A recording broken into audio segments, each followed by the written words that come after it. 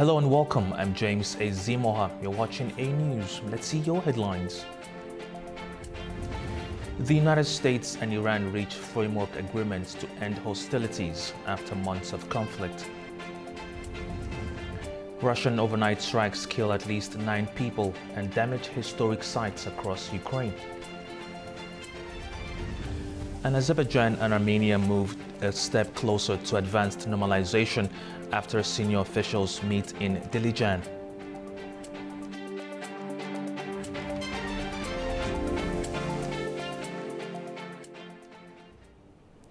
The United States and Iran have reached a framework agreement to end hostilities. It follows months of conflict between Israel, the US, and Iran. Here's more. The United States and Iran have reached a framework agreement to end hostilities. US President Donald Trump announced on social media on Sunday. In a series of posts, Trump confirmed the deal is complete, authorizing the toll-free reopening of the Strait of Hormuz and calling for the immediate removal of the US naval blockade. He added that the deal will be signed on Friday.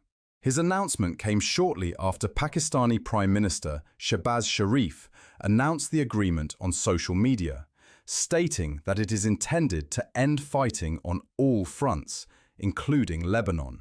Shehbaz Sharif also confirmed that an official signing ceremony is scheduled for Friday, June 19th in Switzerland. Reports indicate that US Vice President J.D. Vance may attend, while Trump's participation has not been fully confirmed. Iran's Deputy Foreign Minister Kazem Garibabadi, speaking on state TV, confirmed that the Memorandum of Understanding is finalized and that the US naval blockade against Iran will end Sunday night. He confirmed that military operations on all fronts, including Lebanon, will cease immediately and permanently. Iran's Supreme National Security Council also issued a statement confirming that military operations on all fronts will halt immediately and that the US blockade on Iranian shipping will be lifted. Following the announcement, the United Kingdom, France, Germany and Italy said on Sunday that they are prepared to lift sanctions on Iran in response to steps taken on its nuclear program. In a joint statement, the leaders emphasized that Iran must never acquire a nuclear weapon and said they are ready to work with the United States, Iran, and the IAEA to ensure compliance. Full implementation of the agreement is expected after the signing ceremony Friday, with Pakistan, Qatar, Saudi Arabia, and Turkey credited for facilitating the negotiations. Now, following the news of the US-Iran deal, the E4 nations comprising the United Kingdom, France, Germany and Italy said on Sunday they are prepared to lift sanctions on Iran. It's in response to steps taken regarding its nuclear program. In a joint statement, the leaders stressed that, quote, Iran must never acquire a nuclear weapon, saying they stand ready to work with the United States, Iran and the International Atomic Energy Agency to achieve this goal. Now, international reactions continue to pour in following the announcement of a peace memorandum between the United States and Iran. Global leaders and the United Nations are welcoming the diplomatic breakthrough, emphasizing the immediate need to restore maritime stability and secure global energy corridors ahead of the formal signing ceremony in Switzerland. Here's a roundup of world reactions. Major Western powers and global markets are calling for the swift execution of the US-Iran peace agreement. French President Emmanuel Macron and British Prime Minister Keir Starmer called for the unconditional reopening of the Strait of Hormuz to restore freedom of navigation, pointing to the direct relief it will bring to domestic and global economies. This is a hugely significant moment. We have long called for de-escalation, and it is vital that all parties seize this opportunity to secure stability in the region and restore freedom of navigation in the Strait of Hormuz. This optimism was echoed by German Chancellor Friedrich Merz, who described the deal as a breakthrough for the global economy. Within the European Union, institutional backing focused heavily on the economic and security guarantees of securing the vital maritime corridor. Well, it is much welcomed, and finger crossed that it will be also initialized on Friday, because everybody needs the Strait of Hormuz to be open and actually this war to stop. So it is much welcomed, and we hope that it will last. UN Secretary-General Antonio Guterres formally congratulated both Washington and Tehran on the permanent ceasefire, while acknowledging the constructive role played by regional nations in supporting the negotiations. This global consensus is reflected across the Asia-Pacific, where Canberra emphasised the far-reaching economic benefits of the deal. We want this agreement to stick because it is in the interests of people in that region to end the military conflict, but it's also in the interests of the entire world. Turkish President Recep Tayyip Erdogan welcomed the agreement as a crucial step for regional tranquility, while urging all parties to refrain from provocations. Now, Iran announced on Monday that it has agreed to a memorandum of understanding on a ceasefire with the United States, suggesting that Washington has agreed with Tehran's conditions, including to end the war on all fronts, including in Lebanon, and to lift the maritime blockade of Iran's southern ports. Our correspondent, Turaj Shirelilu, has more. Iran's Supreme National Security Council said on Monday it has reviewed the Memorandum of Understanding with the United States on a ceasefire on all fronts, including in Lebanon, and on lifting of naval blockade at the Strait of Hormuz. In a statement carried by official news sources, it announced that under the agreements reached, the war and military operations on all fronts, including Lebanon, will come to an immediate and permanent end with effect from Monday. It added that the naval blockade against Iran will be lifted immediately and completely as well. According to the statement, negotiations on a final agreement will start after the implementation of the other parties' commitments under the Memorandum of Understanding. The Secretariat also thanked Pakistan and Qatar for their mediation efforts between Iran and the United States. In an interview on Monday with the state broadcaster IRIB News TV, Deputy Foreign Minister for Legal Affairs Kazem Garibabadi said the memorandum will be signed on Friday, saying Switzerland is a candidate to host the event. He also said two actions should start with immediate effect. First, the immediate and permanent end of the war and military operations on all fronts, including in Lebanon. Second, is the lifting and end of naval blockade imposed by the U.S. on Iran. He added that during the second phase, negotiations will begin within 60 days to reach a final agreement. Turaj Shirelilu from Tehran for A News. Now let's talk to Umar Aslam, founder and CEO of Global Defense Insight, join us from Islamabad, Pakistan. Good to have you. Now, after months of conflict, thousands killed, billions lost, and the region pushed closer to wider war, was the outcome worth the price? Well, am I audible?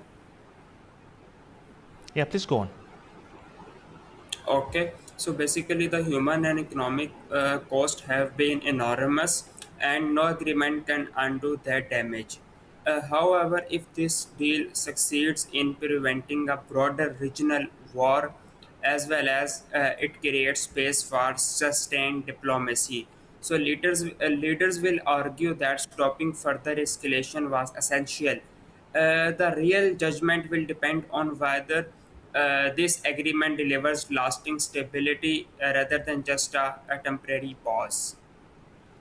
Now, if this agreement succeeds, who actually changed the other side's calculations? And did diplomacy work, or did the pressure of the conflict force both sides to compromise? In reality, it was likely a combination of both. Military pressure as well as the economic strain may have convinced all the parties to move towards the peace. That's why US and Iran moved towards the peace talks, as well as the you can say that the diplomatic efforts by the Pakistan, Qatar, as well as Turkey, they played a major role in bringing both the parties to the negotiation tables. Now, speaking about the parties you've just mentioned, Pakistan helped facilitate contacts while Switzerland is hosting the signing. What does this unusual diplomatic pathway reveal about who made this agreement possible? Well, frankly speaking, Pakistan made this agreement possible. Pakistani government, especially the Prime Minister Muhammad Shahbaz Sharif, as well as the Pakistan's Army Chief Field Marshal Asim Munir, played a major role in bringing both the parties to the negotiation table. Uh, in recent months, Field Marshal Asim Munir visited Iran several times. Our Interior Minister Mohsen Naqvi also visited the Iran several times. JD Vance also visited US President JD Vance visited Pakistan as well for the peace talks. So Pakistan played a major role. Now, the agreement may stop the immediate crisis, but does it resolve the central dispute over Iran's nuclear program or only postpones it? Well, Iran already declared that Iran is not building the nuclear weapons. Iran's nuclear program is only focused on the bringing the nuclear energy for the electricity and other things. So Iran clearly denied the building the nuclear weapons program. But if we think in a broader spectrum, we can see that these talks might pause the Iranian nuclear program. In future, Iran might build uh, the weapon as well as the nuclear energy because they have the resources as well as the facilities. Speaking about nuclear program, Israel says Iran must never have nuclear weapons. If Washington accepts this agreement, does it create a divide between the US and Israel? Well, about the Iranian nuclear program, Israel as well as the United States of America both are on the same table. America also does not want the Iran to have a nuclear weapon program because nuclear Iran is a threat for the regional allies of the United States of America, in specific Israel as well as the other states in the region. So both countries are on the same page. Nor Iran and as well as the neither Israel wants the Iran to have the nuclear weapon program. Now, how is Israel responding to the US-Iran ceasefire agreement amid reports that Israeli officials, including Benjamin Netanyahu now, insist military operations in Lebanon will continue despite the deal? In recent times, you can see that the Israel tried to sabotage the peace talks. They tried to attack in fact, they attacked the Iranian mainland. They attacked the Lebanon several times. So Israel tried to sabotage the peace talks. But obviously, America has a greater place in the table, in the negotiations table. So that's why these talks are going to succeed. And despite the several efforts, attempts by the Israel, these talks are happening. That kind of. I want to get you just said now that Israel are try to sabotage the peace talks, but you also mentioned that US and Israel are on the same side. How do you reconcile both positions? Sorry, I did not get your question. You said now that Israel is trying to or tried to sabotage the peace deal, but previously you mentioned that Israel and US are on the same side. So how do you reconcile those two positions? Yeah, well, about the Iranian nuclear program, both are on the same side. But on the conflict dynamics, both parties are not on the same side. For example, Israel still wants to target the Iran as well as Lebanon, but on the other hand, United States of America does not want to attack Iran. They just want to bring peace in the region. That's the major concern for the United States of America and President Donald Trump right now.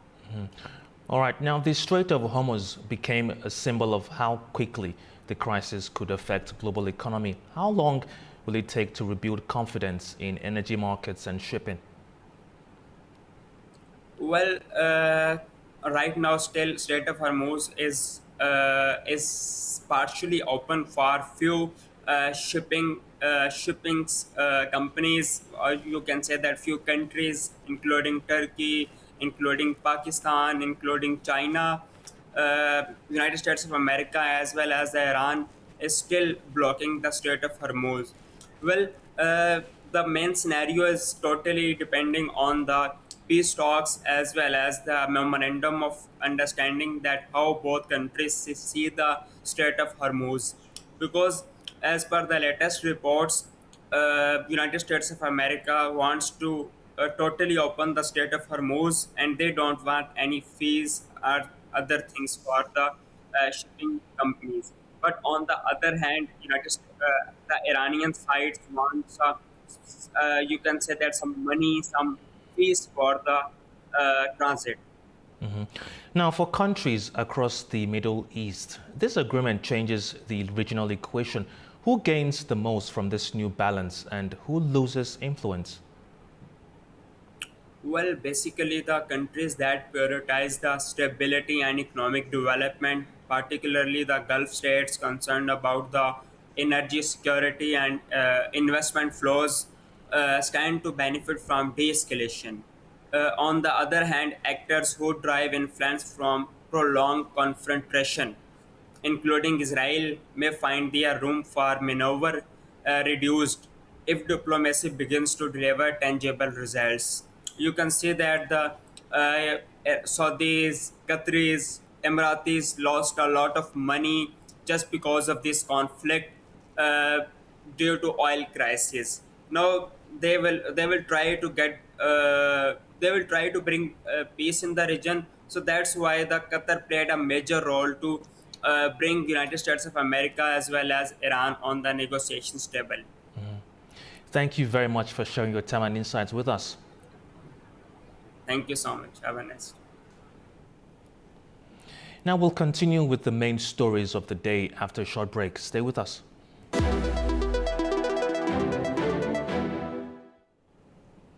Welcome back to A News. Now, Israel has rejected the clause about Lebanon that is contained in the US-Iran deal, saying it is hardening its position based on security concerns. The clause includes a plan to stop military operations in Lebanon. Israeli officials stress that any restriction is a red line and say they will not back down. Tensions in the Middle East remain high despite an announcement of an agreement between the US and Iran agreement. The deal reportedly includes a plan to stop military operations in Lebanon, something Israel takes issue with. Israeli Prime Minister Benjamin Netanyahu told US President Donald Trump that Israel does not accept the Lebanon clause in the proposed Iran agreement. He said Israel will not accept any limits on its actions against Hezbollah, adding that Israel will not leave Lebanon. He also said the Israel Defense Forces will stay in their current positions and continue operations against Hezbollah. That includes targeting its infrastructure and responding to attacks. The Israeli government says its main priority is protecting national security in Lebanon. Officials say the Lebanon clause in the US-Iran agreement is a red line and that Israel must be able to act against Hezbollah to protect its northern border. They say there will be no compromise on this issue. Reports say Iran did not respond following an Israeli strike on Beirut overnight, possibly due to pressure from the United States. Some Israeli ministers have said that if Iran attacks, Israel should respond in Lebanon, not Iran, and that operations in Lebanon are faster and easier. Other officials say Israel must keep up with its deterrence efforts while maintaining good relations with the United States. Overall, despite any deal struck, the Israeli government insists it must respond strongly to any future attack. Israeli strikes and gunfire have killed at least 6 Palestinians in the Gaza Strip on Sunday, according to health officials. 4 people died in Jalabia refugee camp, while 2 others were killed in Khan Yunis and Gaza City. The Israeli military did not immediately comment on the incidents. The attacks came as mediators from Egypt, Qatar, and Turkey wrapped up talks with Hamas. They discussed implementing the second phase of U.S. President Donald Trump's Gaza plan aimed at disarming Hamas and withdrawing Israeli forces.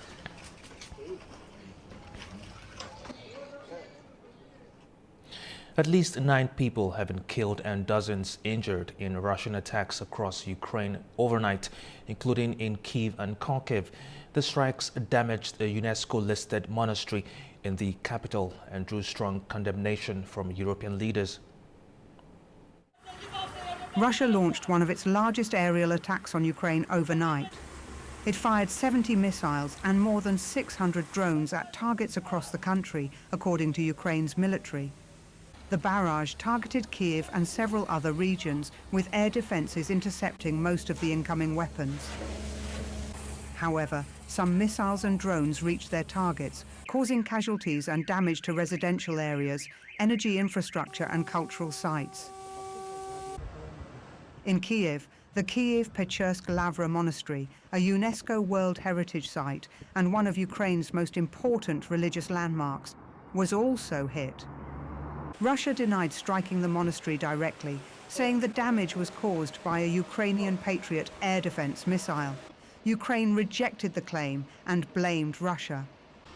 Russian strikes also hit other regions, like Kharkiv and Sumy, where local authorities reported deaths, injuries and damage. The damage to the monastery has drawn strong international criticism. French President Emmanuel Macron condemned the attack as unjustified and said efforts to secure a ceasefire would be discussed at the G7 summit. European Union Foreign Policy Chief Kaja Kallas said strikes that damaged a UNESCO site amounted to war crimes. Meanwhile, Ukraine continued its own long-range attacks inside Russia.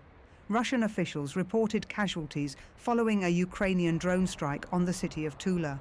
Ukrainian forces also said they targeted transport links connecting Russian-controlled Crimea with other occupied territories. Now, world leaders from G7 are meeting in France as the summit opens with major global issues in focus, including the aftermath of the US-Iran conflict, the war in Ukraine, and broader international security challenges. World leaders from 7 major economies are meeting in France next week, as wars in Ukraine and the Middle East, along with rising geopolitical tensions, set the tone for the G7 summit. The 3-day gathering brings together leaders from Britain, Canada, France, Germany, Italy, Japan and the United States, alongside the European Union. The summit also includes invited partner countries, reflecting broader engagement beyond the G7 core members. Held in the lakeside town of Évian-les-Bains, the summit is expected to focus on crisis management rather than major policy breakthroughs, with discussions covering ongoing conflicts, global economic pressures, energy security and access to critical minerals. France, as host, is aiming to maintain unity among allies while managing tensions with US President Donald Trump, whose positions on Ukraine, Iran and broader security issues are shaping diplomatic dynamics. Security risks linked to the Strait of Hormuz are also expected to feature, reflecting concerns over global shipping routes and energy markets. Ukraine's President Volodymyr Zelensky is among invited guests, as Kyiv continues to press for stronger international support in its war with Russia. Canadian Prime Minister Mark Carney highlighted expanding cooperation among partners. I'm looking forward to this summit, and I'm looking forward, as I should add as well, last point, the broader participation that will be at the summit, everyone from Kenya through to the UAE who will be there at the broader outreach. That's an important component of this, because the G7 is not running the world. It's important, but it's not running the world. The summit runs from June 15th to June 17th, with leaders set to hold a series of bilateral meetings alongside formal sessions on security, trade and global conflicts. Another major meeting has just taken place in Armenia. On Sunday, the assistant to the president of Azerbaijan, Hikmat Hajiyev, met with Armen Grigoryan, secretary of Armenia's Security Council. The two discussed issues related to the Azerbaijan-Armenia peace agenda and the normalization process. They stressed the importance of maintaining bilateral dialogue to support lasting peace and stability in the region. The landmark meeting follows Armenia's parliamentary elections last week, with Prime Minister Nikol Pashinyan's Civil Contract Party winning the majority of votes.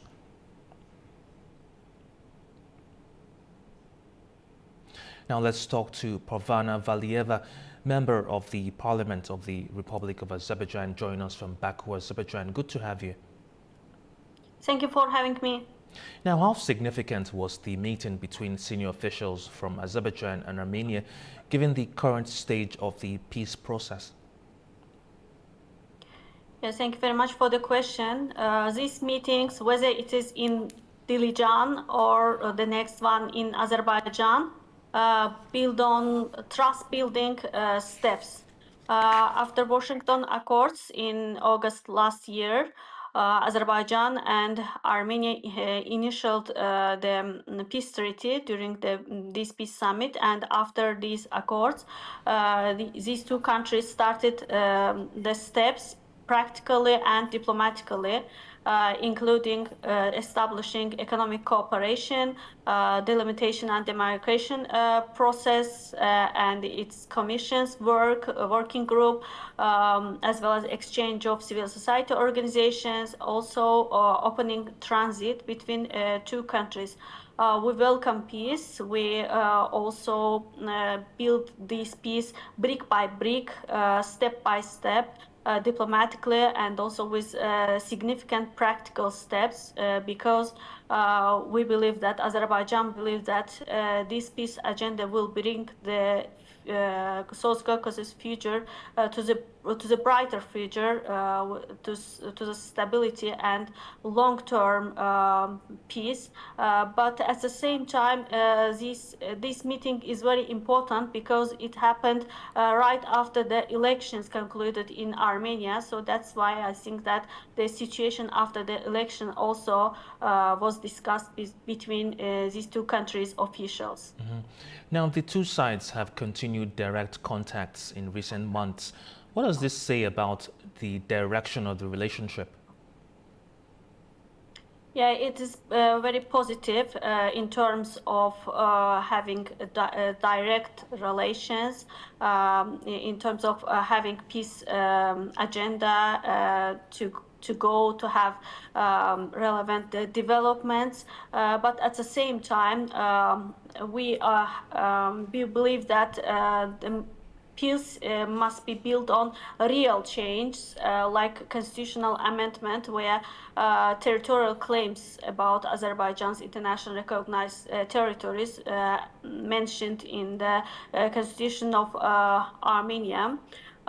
This is our strong fundamental condition regarding signing the peace agreement. But at the same time, we see the strong support that Armenia received by the West.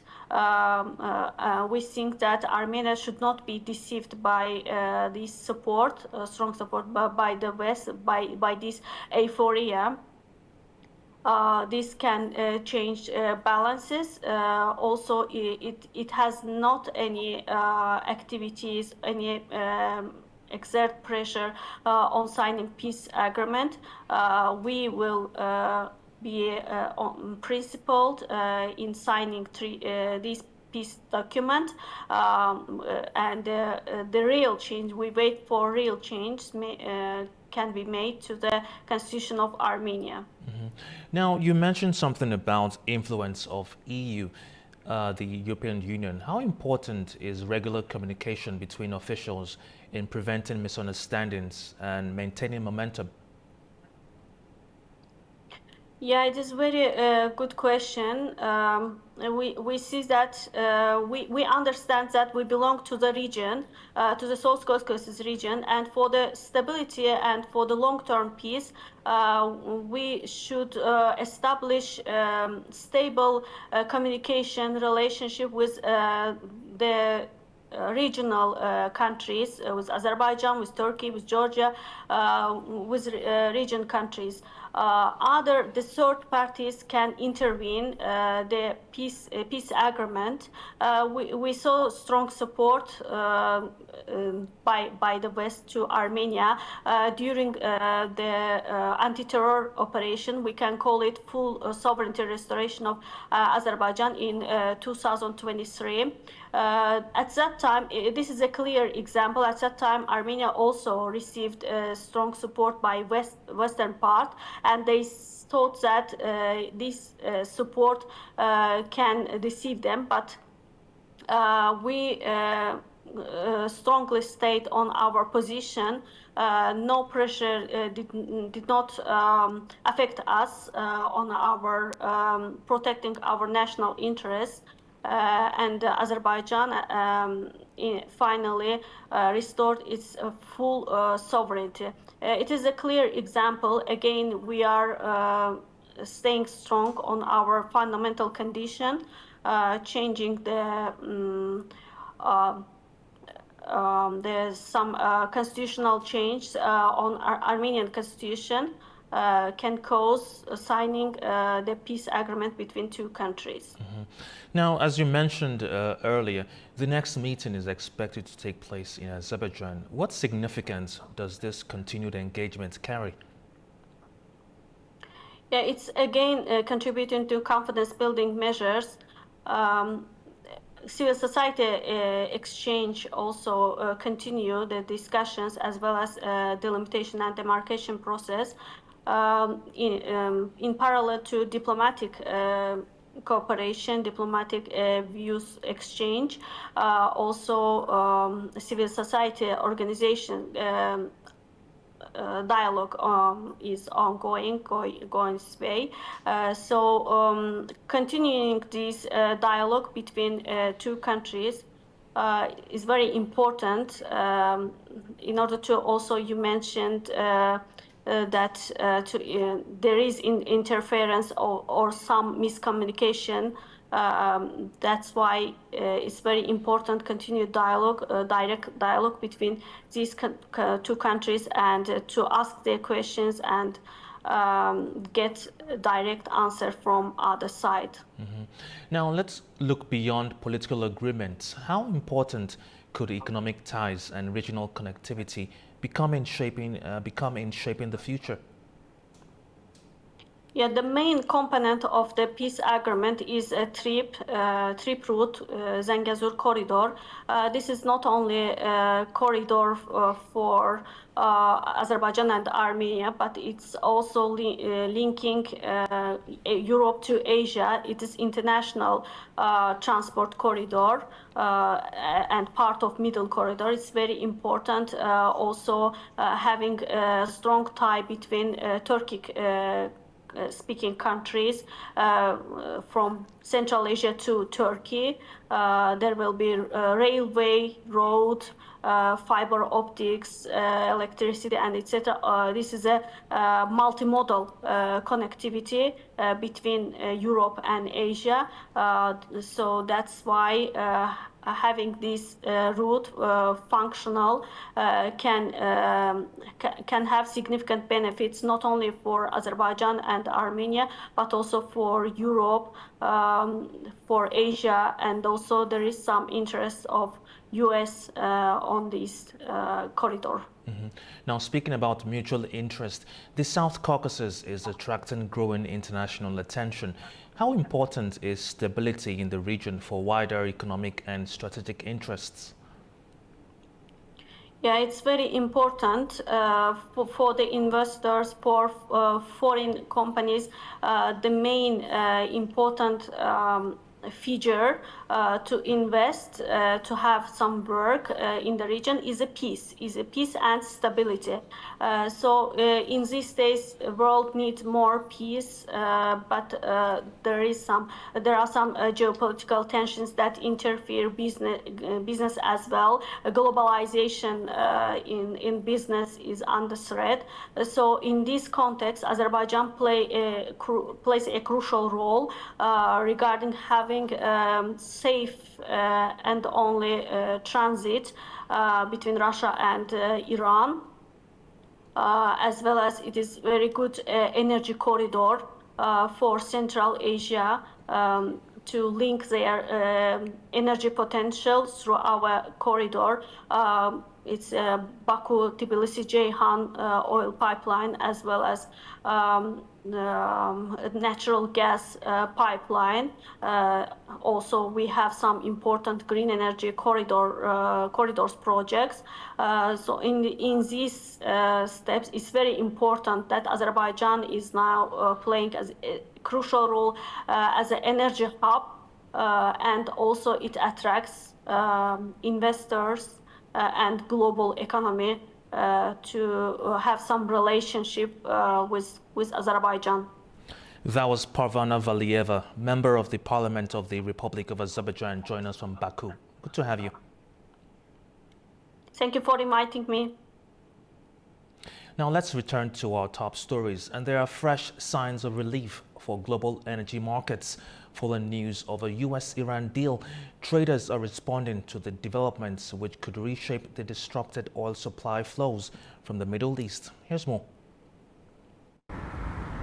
Oil prices fell sharply on Monday after the United States and Iran announced an initial agreement to end their conflict, raising hopes that energy supplies from the Middle East could begin returning to global markets. Brent crude dropped more than 4% to $83.75 a barrel, while US West Texas Intermediate fell nearly 5% to $80.87. Both benchmarks had already lost more than 3% last Friday. The latest decline comes after months of volatility driven by the conflict, which disrupted shipping and energy exports across the region. Before the conflict began in late February, Brent crude was trading at around $70 a barrel. During the conflict, prices surged to roughly $120 as concerns grew over supply shortages and disruptions to trade. Investors are now closely watching how quickly oil producers in the Middle East can restore production and exports, and whether shipping activity in the region returns to normal. Analysts warn the market could face another week of uncertainty and sharp price swings as traders await further details of the agreement.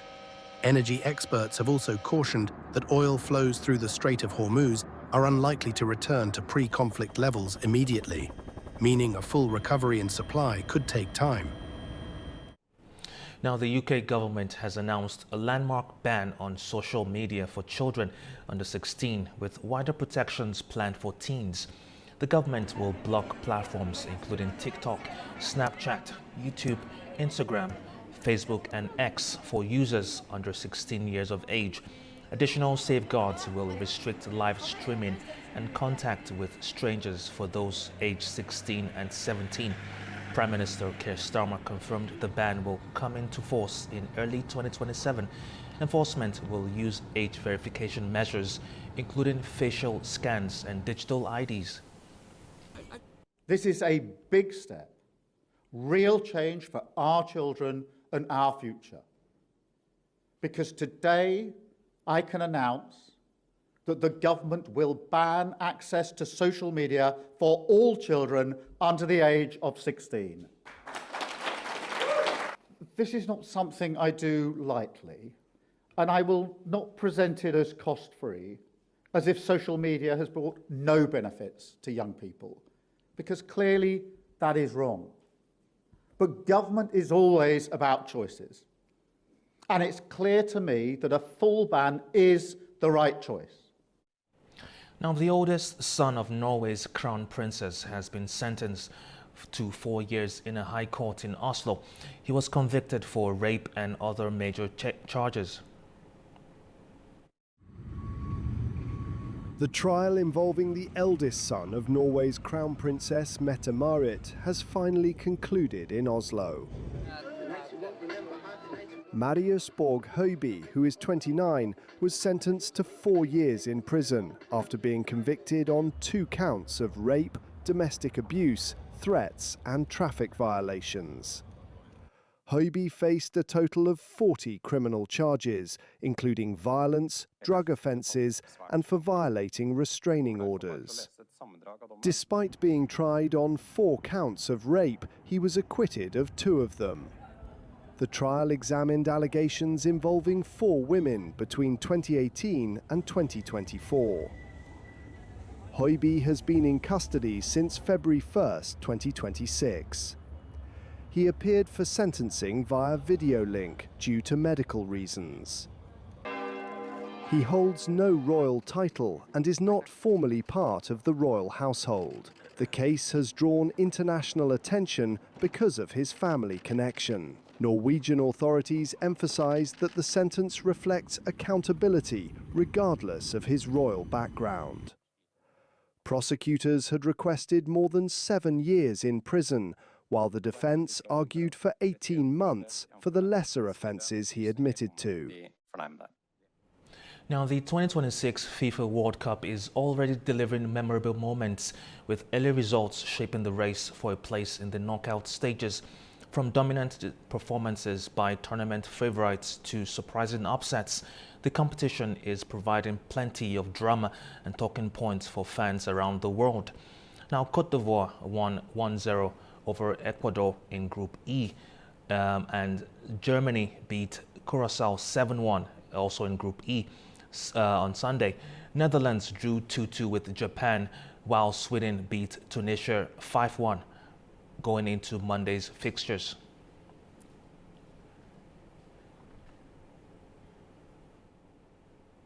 Now, while the world's attention is on the FIFA World Cup, a group of women in Gaza are pursuing a very different football journey. After losing limbs during the war, they are using sport as a way to rebuild confidence and regain independence. Despite obstacles, the players hope to one day compete internationally and represent Palestine in amputee football competitions abroad.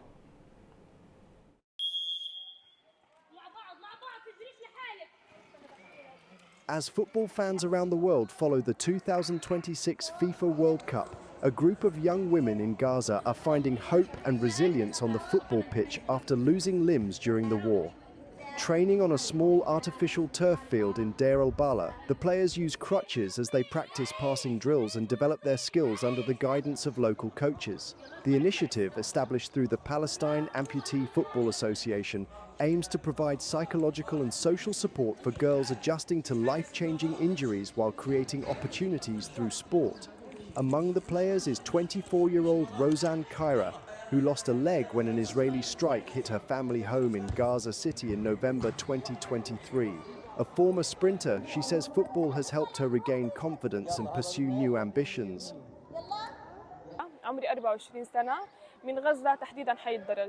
We were asleep at home when I woke up to screams and the sound of missiles falling around us. I tried to stand, but I couldn't. I ran on one leg until I reached the living room, and that's when I realized my leg had been amputated. Sport had always been part of my life. I competed in athletics and won several medals in sprinting. It's something I inherited from my family. My father, uncles, sisters, and brothers are all involved in sport. Since I was a child, I would run with my father on the sports fields, and that passion stayed with me. Maybe the occupation thought that amputating my leg would stop me from pursuing my dreams. But it did the opposite. It gave me even greater determination to prove that losing a leg is not the end of life or ambition. It can open new opportunities and push you to achieve even more. After joining the football team, we started preparing for international competitions. Our goal is to represent Palestine and raise our flag on the world stage. The project comes as Gaza continues to deal with the consequences of the war, which has left thousands of people with life-altering injuries and caused extensive damage to sports facilities and public infrastructure across the enclave. Organisers say the programme focuses not only on physical rehabilitation, but also on building self-belief and encouraging participants to remain active despite the challenges they face. All right, after the break, we'll continue with the main stories shaping the region. Stay with us.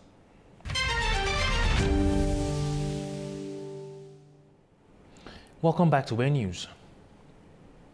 Now, today marks the 5th anniversary of the Shusha Declaration signed in 2021 in Shusha by the President of Azerbaijan, Ilham Aliyev, and the President of Turkey, Recep Tayyip Erdogan. The agreement cemented allied relations and the strategic partnership between the two countries. It set out a roadmap for closer security cooperation as well as economic and geo-economic ties. Over the 5 years since its signing, its provisions have been reflected in concrete outcomes, including closer defense industry cooperation, joint military exercises, and the development of energy and transport projects. Following the ceremony of signing Shusha Declaration. Now, Turkish authorities have secured part of the Black Sea coast after a drone filled with explosives crash-landed on a beach in Bartın province. The incident highlights how the Russia-Ukraine war continues to affect countries beyond the immediate conflict zone. Our correspondent Adam Morrow has more. Turkish security forces have carried out a controlled detonation of an armed drone that crash-landed on a beach along the country's Black Sea coast. The incident occurred on Sunday at Kapisuyu Beach in Turkey's Bartın province. Local authorities quickly evacuated the area and established a security perimeter. Bomb disposal specialists were dispatched to the scene after it was determined that the unmanned aerial vehicle was carrying live munitions. The explosives were later destroyed in a controlled operation without incident. Officials, meanwhile, have not formally identified the origin of the drone, but local media reports suggest it may be one of several unmanned systems linked to the ongoing war between Russia and Ukraine that have drifted into the Black Sea. The incident has brought renewed attention to the wider regional impact of the conflict, which has increasingly spilled beyond the territories of the two warring countries. Since Russia's invasion of eastern Ukraine in 2022, Turkish authorities have periodically recovered naval mines, unmanned surface vessels, and aerial drones that enter Turkish territorial waters after drifting across the Black Sea. Several similar incidents have been recorded along Turkey's northern coastline, particularly in provinces bordering the western and central Black Sea. As a NATO member that borders the Black Sea, Turkey has sought to maintain balanced relations with both Moscow and Kiev, while also taking measures to safeguard maritime security and commercial shipping. The latest incident highlights the continued risks posed by military hardware operating in and around the Black Sea, while underscoring concerns that the consequences of the war can extend far beyond the battlefield itself. This is Adam Morrow for A News in Istanbul, Turkey. Now, the United Nations Security Council is meeting on Monday to discuss the future of its assistance mission in Afghanistan, just 1 day before the mission's current mandate expires. For the latest, we cross live to our correspondent Tamim Bahis in Kabul. The United Nations Assistance Mission in Afghanistan, known as UNAMA, says the Security Council will review the future of the mission. UNAMA has operated in Afghanistan since 2002. Its main responsibilities have included coordinating humanitarian assistance, monitoring the human rights situation, facilitating dialogue, and supporting engagement between Afghanistan and the wider international community. Monday's discussions come at a critical time, with UNAMA's current mandate due to expire tomorrow, June 16. In March, the Security Council extended the mandate for only 3 months. Council members must decide now whether to approve another extension, revise the mission's responsibility, or allow the mandate to end. Supporters say the mission is vital when it comes to coordinating aid and maintaining communication between Afghanistan and the international community. There are also calls for the mission to remain neutral and carry out its work in a way that reflects the existing realities inside Afghanistan. The key issue to watch during today's meeting is whether Security Council members can agree on the length and scope of a new mandate. Any decision or failure to reach one could affect international humanitarian coordination and a future diplomatic engagement with Afghanistan. Tamim Bahis in Kabul, A News. Now, Uzbekistan and 5 partner countries have signed an agreement for the further development of the Kaska Plus transport corridor. It's a strategic route linking Central Asia with the South Caucasus and Turkey, which provides an alternative trade connection between Asia and Europe. Representatives of Uzbekistan, Turkey, Georgia, Azerbaijan, Turkmenistan, and Kyrgyzstan have agreed on new measures to strengthen cooperation within CISA called Kafka Plus Railway Corridor. It was established in 2019 and connects Central Asia with the South Caucasus and Turkey, helping facilitate cargo transportation between regional and international markets. Freight traffic along the road has grown steadily in recent years, with cargo volumes transported by Uzbekistan increasing five-fold compared to 2019. During the meeting, railway officials reviewed the corridor's performance in 2025 and the first quarter of 2026, identifying operational bottlenecks and discussing ways to improve efficiency. Particular attention was given to lowering transit times, improving logistics services, and developing a more competitive tariff policy to attract additional cargo flows. The six countries signed a protocol outlining further cooperation and measures to increase freight transportation volumes. Earlier initiatives within the Kafka Plus framework included proposals to introduce digital tracking systems for wagons and containers, improve coordination among railway operators, and expand refrigerated transportation services for agricultural exports. It is Civil Rajab reporting from Tashkent, Uzbekistan, A News. All right, that's the news for this hour. Thank you for watching. Stay tuned to A News.